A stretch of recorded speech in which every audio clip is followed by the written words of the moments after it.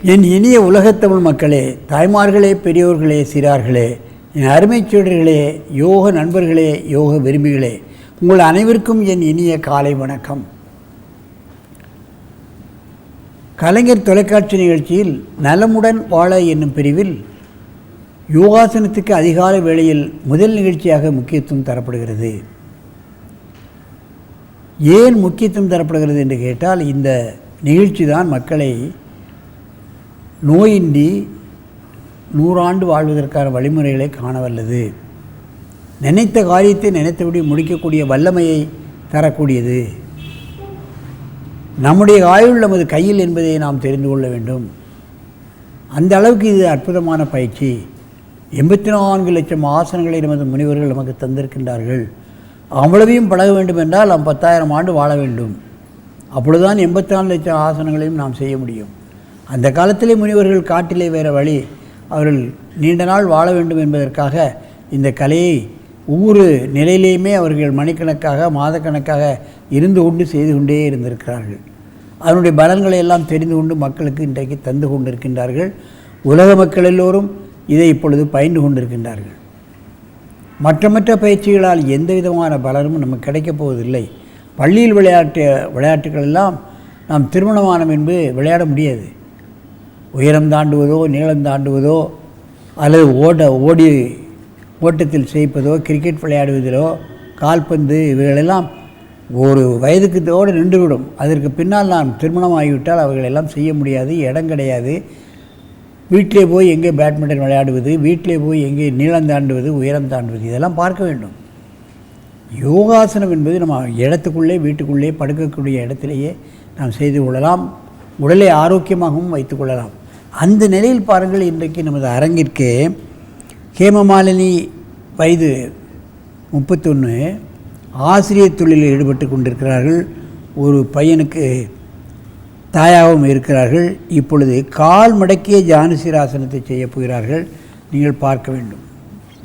கால் மடக்கிய, காலை ஒரு காலை நீட்டி ஒரு காலை நேராக குத்துற வைங்க.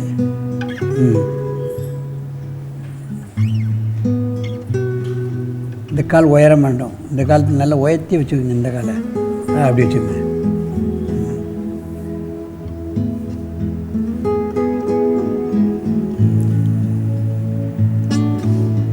இடதுகால் பெருவிரலிலிருந்து மூளை வரைக்குள்ள நரம்பை அப்படியே இழுக்கக்கூடியது. வயரை உள்ளே இழுக்கின்ற காரணத்தினால் ஜீரண சக்தியை சரியாக இயங்க வைக்கக்கூடியது.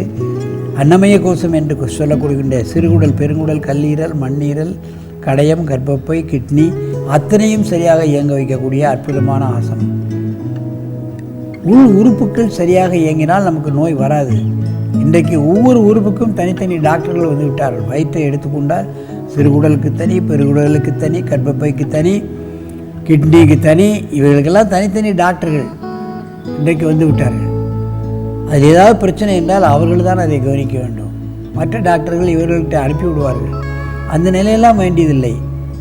அத்தனை டாக்டர்களும் செய்யக்கூடிய ஒரு நல்ல காரியத்தை இந்த ஒரே ஆசனம் நமக்கு செய்து கொடுக்கிறது செலவின்றி.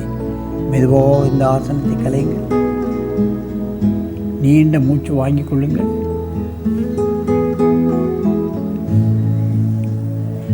இப்பொழுது இடது காலை மடக்கி வலது காலை நீட்டி செய்யுங்கள். காலை குத்திர வச்சு கொடுங்க. கையை உயர்த்தி இருக்க பிடிச்சி, கால் சாயக்கூடாது, கால் நேர் இருக்கணும்.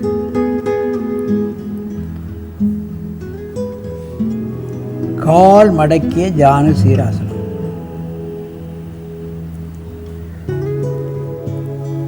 ஒரு 20 எண்ணிக்கை ஒரு 4-5 முறை செய்து விட்டாலே பெண்களுக்கு அன்னமய கோஷத்தில் ஏற்படக்கூடிய, டைஜஸ்டிவ் சிஸ்டத்தில் ஏற்படக்கூடிய பல்வேறு பிரச்சனைகளை முழுமையாக நீக்கிக் கொள்ளலாம். அதைத்தான் நான் கவனத்தில் கொள்ள வேண்டும். இன்றைக்கெல்லாம் கிட்னி ஃபெயிலியர் என்று சொல்வார்கள், கர்ப்பப்பையிலே ஏதாவது பிரச்சனை என்று சொல்வார்கள், அவைகளெல்லாம் எடுத்துவிட வேண்டும் என்று சொல்வார்கள். கிட்னியில் பிரச்சனை வந்துவிட்டால் மாற்று கிட்னி தான் போட வேண்டும், அதை டயாலிசிஸ் செல்ல வேண்டும். அதற்கெல்லாம் 3 தடவை 4 தடவை வாரத்தில் செல்லும் பொழுது ஆயிரக்கணக்கான ரூபாய்களை செலவு செய்யக்கூடிய ஒரு சூழ்நிலையெல்லாம் ஆயுள் பூராம் நமக்கு வந்துவிடும். ஆனால் இந்த மாதிரியான ஆசனங்களை செய்யும் பொழுது கிட்னி சரியாக இயங்க வைக்கப்படும். மெதுவாக இந்த ஆசனத்தை கலையுங்கள். நீண்ட மூச்சு வாங்கிக் கொள்ளுங்கள். அப்படியே இடது பக்கமாக திரும்புங்கள்.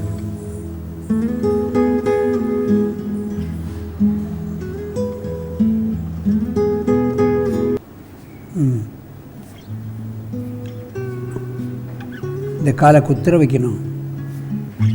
அப்படியே உள்ள இழுக்கணும். அப்படிதான். காலை கீழே இறக்கி பிடிங்க.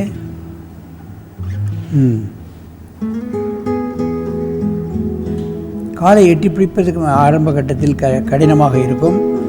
கூடுமானால் காலை ஒரு துண்டை போட்டு கூட நம்ம இழுத்து பிடிக்கலாம்.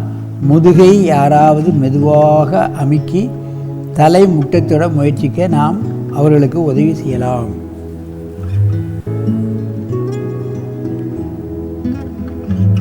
மெதுவாக இந்த ஆசனத்தை கலையுங்கள். அடுத்த காலை போடுங்க.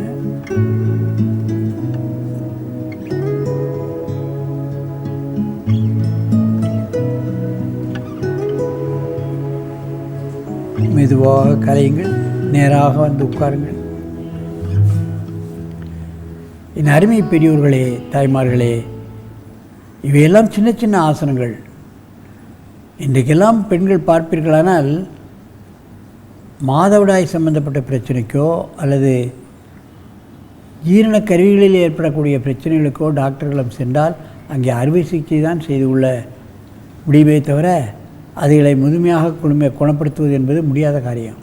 ஏனென்றால் ஒவ்வொரு உறுப்புகளுக்கும் தனித்தனி டாக்டர்கள் இருக்கிறார்கள். அதனை சோதனை செய்து பார்த்து அந்த உறுப்பை எடுத்துவிட வேண்டும் என்று கூட சொல்வார்கள். கடவுளால் இயற்கையாக கொடுக்கப்பட்ட உள் உறுப்புகளை எடுத்துவிட்டால் அதனால் பல பிரச்சனைகள் நமக்கு ஏற்படுகிறது. கர்ப்பப்பையில் பிரச்சனை என்றால் கர்ப்பப்பையை எடுத்து விடுகிறார்கள். அதனால் பல பிரச்சனைகள் ஏற்படும். உடல் குண்டாகிவிடும். ஹார்ட் சம்பந்தப்பட்ட பிரச்சனைகள் வந்துவிடும். இவைகளெல்லாம் தள்ளப்படக்கூடாமல் இருக்க வேண்டும் என்று சொன்னால் காலையிலும் மாலையிலும் ஒரு 10 நிமிடம் 1-2 ஆசனங்களை பழகி, குறிப்பாக பெண்கள் தங்கள் உடல்நலத்தை பேண வேண்டும் என்று கேட்டுக்கொண்டு உங்களிடமிருந்து விடைபெறுவது ஆசனம் ஆண்டியப்பன். வணக்கம்.